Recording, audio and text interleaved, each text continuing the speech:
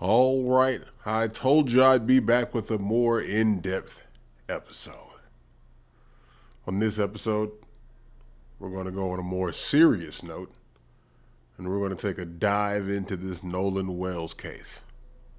So sit back, get your popcorn, get strapped in for the thrills, spills, and chills.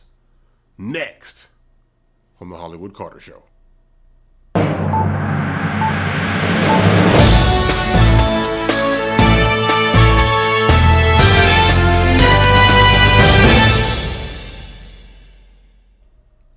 All right, this is your host, Mr. Hollywood Carter, aka Mr. Drip, Splash, and Broadcast, bringing you another episode of the Hollywood Carter Show, aka the greatest show on earth. And not to mention, last but not least, our show is sponsored by Easy Money. You ain't with a machine, understand me every time, understand me. I do what I do because I love doing it. I'm probably going to do it again till it's done to death. That's another story. Anyway, all right, let's go ahead and get right to it. I've even got the index cards today. We're professional today, all the way. So Nolan Xavier Wells was an 18-year-old boy. He went on a trip to Horn Island on July 4th with some friends. Ended up disappearing, was found dead, and now there are questions. Questions.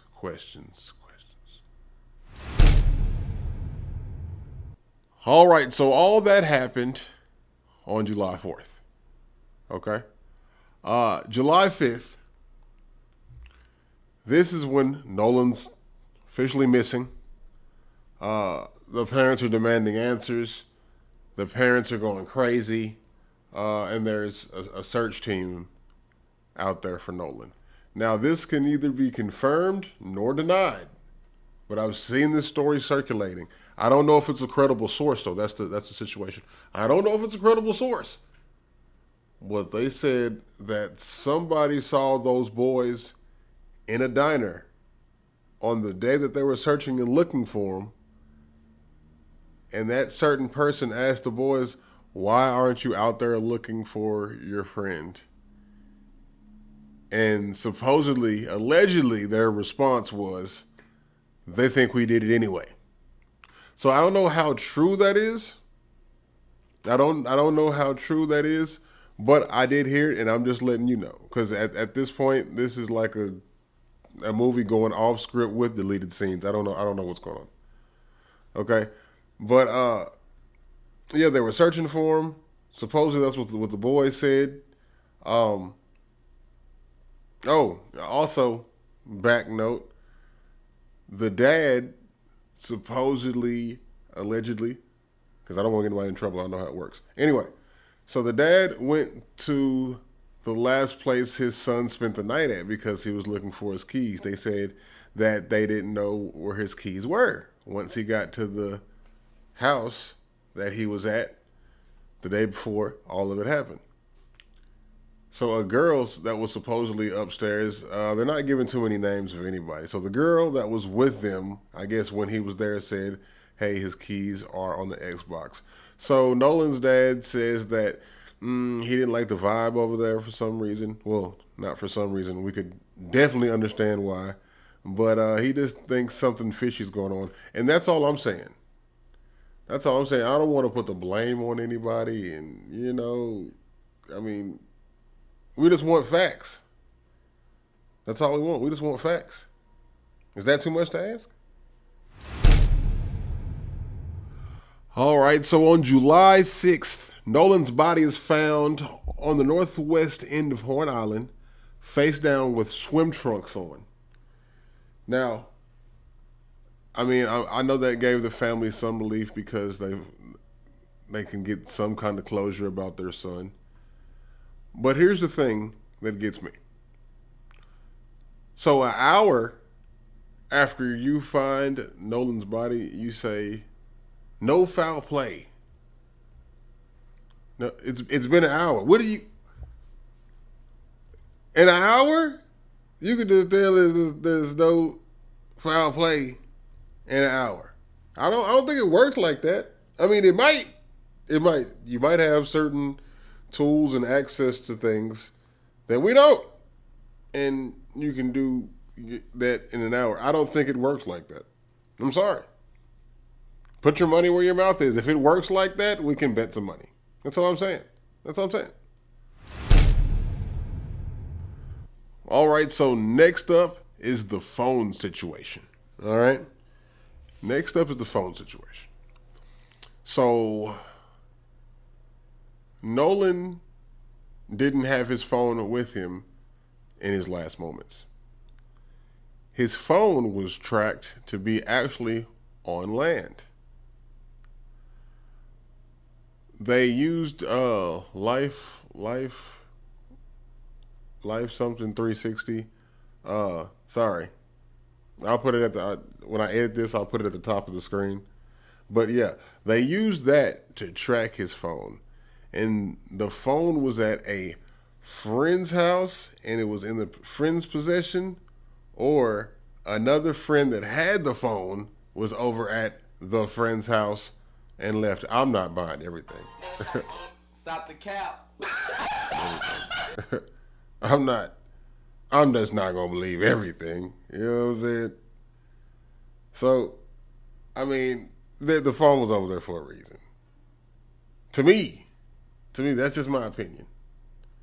And if let's just back up for a second. Let's just back up from the top, okay? So he goes out with his friends. He ends up missing, and he ends up dead, unalived.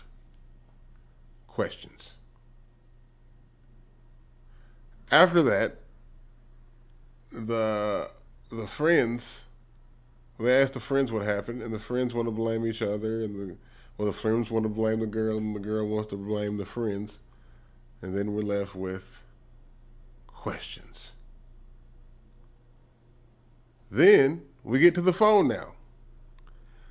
The phone just doesn't willingly get delivered to his parents who are trying to find out what happened to their son and get answers. They have to track the phone down and then have to send a third party over there to get the phone. So the phone wasn't delivered willingly. What does that leave us with again? Questions. And another thing, let's go ahead and rewind back. Because supposedly he left with Kate. Okay? So you stayed with Kate while your friends went back, supposedly. And he left with no phone. He didn't notice, because look, excuse me, they said they talked to him the last time at 3 o'clock. The boat didn't leave until 4:30, so that's an hour and a half after they last talked to him. So what you're telling me is this man did not notice at all that his phone was gone for an hour and 30 minutes. Man, be for real. Be for real. Be for real, seriously. Can you go an hour and 30 minutes and not know that your phone is missing? I don't think it works like that. And he's 18, and his parents bragged about him taking his phone everywhere and taking pictures. And you know, he's a young guy. That's what they do. So I'm pretty sure he would have noticed if his phone was missing. So that's more questions. Then the parents say when they got into the phone, it looks like things were deleted off of the phone. More questions. Do they have proof and evidence that things were deleted off the phone? Or does it just look like things were deleted off the phone? Two whole different situations. But at the end of the day, when we hear all that news, what are we left with again? Questions. So when this whole fiasco first started, the family asked for an independent autopsy. So after the people who were doing the primary or let me not say primary, the non-independent, non-private autopsy, they'd send the body to the independent people and let them do what they do. So when the autopsy comes back with the independent autopsy, they notice that there's bruising and redness. Let me not say bruising because I don't think that's been confirmed yet, but they said there was some redness in the back of his head. That redness also wasn't documented in the original autopsy. Okay. After that, the biggest question to me that was raised is the body had no throat and no lungs when it was sent over for the people to do the independent autopsy, because the people who did the regular autopsy, well, the non-independent autopsy, I hope y'all are following me. The people who did the non-independent autopsy, they said that they needed to keep them for further testing and things like that. What? Bro, what are you talking about, man? And at this point, I think their autopsy is finally conclusive, but they're just holding it from us. Okay? They're just holding it from us. Now, this is my thing with the situation. Facts are facts. There's too many sketchy things going on. There's too many sketchy things going on. If the truth wasn't that bad, it'd be out there by now, don't you think? Don't you think it'll be out there by now if it wasn't that bad? You can't handle the truth. I'm not trying to rile people up. I'm not trying to sit here and make this into a big crazy thing. But I'm going to speak my opinion. I have the right to speak my opinion, and it don't sound right. My hot nigga. It don't sound right. Especially when it comes to people of color, I don't think that they're getting the same shake. Well, matter of fact, I know they're not getting the same shake. And that's not cool, especially in a situation this dire, this significant, with it being all over media, news, internet, just becoming a whole force of its own. That's all I'm saying. I have an opinion also, and I'll state my opinion, and it didn't look good. And like what I just stated, where does that leave us again? The autopsy, there's no throat, there's no lungs. There's bruising in the back of the head that wasn't documented on the primary autopsy. Where does that leave us again? Questions. Questions, questions, and more questions. Okay, now this is one of my favorite parts right here. We got a guy named Brandon Tatum, ex-police officer turned YouTuber and political commenter. Now, he's been defending the boys. He said that people are trying to turn this into a racial issue. He says some things that I don't agree with a lot, but I agree with his primary foundation of what he's speaking about. He wants proof before anybody jumps to conclusions. He wants proof. And that's cool. But some of the stuff he says is questionable. And when I first saw him, I was like, I don't know. And then when you got the social commentators and stuff like that, they also have a way of swaying the judgment of the people and kind of making an image a certain way or another way. He interviewed one of the boys, I think it's Warren. He had a nice little interview with Warhol. Just roll the clip. Roll the clip. Out in the public, and that is the situation with the cell phone, potential deletion of messages, how the cell phone was retrieved. And I just want you to tell your side of this, because what we're getting from the media is that they literally had to, I don't know, coerce you guys into giving it back. You didn't know where it was at. You were hesitant to give the phone over. Almost as they had to turn your wrist or twist your arm just to give it back. Right. Well, what happened with the cell phone thing? So let's go back to the first engagement you had when it comes to the family or somebody coming back to get the cell phone and keys. When did that occur, and what happened there? Okay, well, that night, about 12:30, I went back to my buddy's house. And you said the night of the 4th? The night of the 4th, but it was about 12:30, I would like to say. And so I went back to my buddy's house that I stayed the night before, where we all met up, and stayed together the night before. And all right, and there's also a video of Nancy Grace. Now, Nancy Grace is former prosecutor and true crime host. Now, she's also weighing in on the situation and talking about it a lot. But, I mean, like I said, all respect to Officer Tatum. He's doing his thing out there or whatever. But I think he's pushing a narrative and an agenda that I don't necessarily agree with. And I don't know why he's doing it. But Nancy Grace, she's like you said, she's an ex-prosecutor. She knows how these things are supposed to work. She knows the discrepancies that are happening when law is not right. She knows what to do and when to do it and how to do it. I'm pretty sure she knows the ins and outs. Like what they say, you need 10,000 hours to be a master or something. I'm pretty sure she's put in her 10,000 hours. So when it comes to her opinion and the narrative that she's using, I'd rather listen to her over Officer Tatum, because Nancy Grace, I feel like she knows what she's talking about.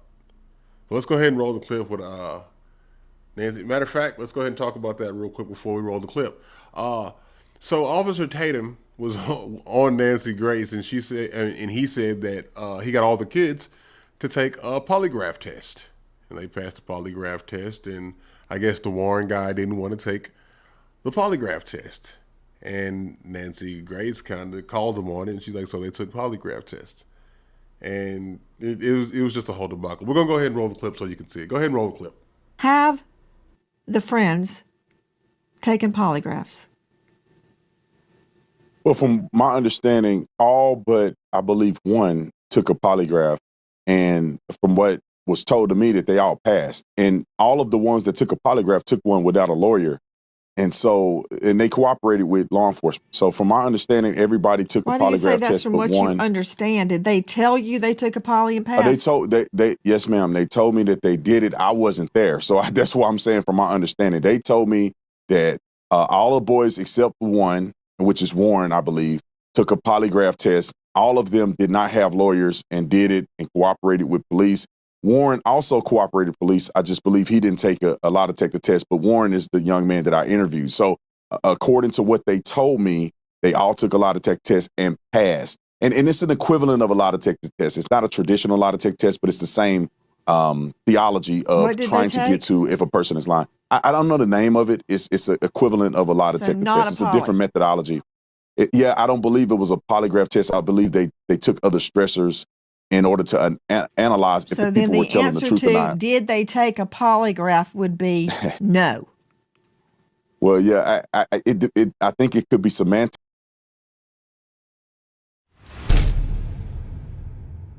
All right, last but not least, they don't have any suspects. They don't have any suspects. And again, this video is not about putting the blame on anybody, but it's just about transparency. It's just about transparency. We had a young man lose his life in this situation. And we just want to know what happened. We want to know what's going on. We want to know things behind the scenes are getting carried out the right way. We want to know that proper execution is getting done and no corners are getting cut or no wool's getting pulled over anybody's eyes. That's exactly what we want to happen. It's not a race thing. It's not. I mean, people have turned it into that. Let's go ahead and be truthful. People have turned it into that. But at the end of the day, the facts are going to be the facts at the end of the day. And hey, let me go ahead and put this one at the table, on the table. Look, there's somebody out there, one of them folks out there, bro, this didn't happen, and just don't nobody know anything. Come on, be for real. So the person that was with them and that knows something but don't want to say nothing, let's say you keep it quiet for 5, 10, 15 years. Let's say you don't say anything. You're going to sit there and have to live with, man, you know what? I could have changed the trajectory of the history of Earth. Well, that was some magnificent stuff that I just said right there. I can't even say it again, but you heard what I said the first time. Anyway, but there's somebody out there that knows something, and you're going to have to live with that, man.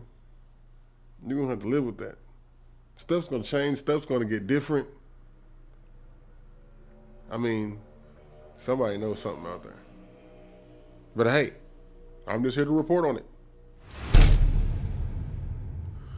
Thank you for watching. This is your host, Hollywood Carter, a.k.a. Mr. Drip, Splash, and Broadcast, bringing you another episode of the Hollywood Carter Show, a.k.a. the greatest show on earth. And if you like what you saw, like, comment, share, and subscribe. See, I usually go ahead and go on my little tangent right there, but I'm not gonna do it today because it's late. I really got some stuff to do tomorrow. It's called work. All right, see y'all later. Love each other, take care of each other, try to be positive, stack your money, stay healthy, and stack your money again. All right, gotta go. I got some stuff to do.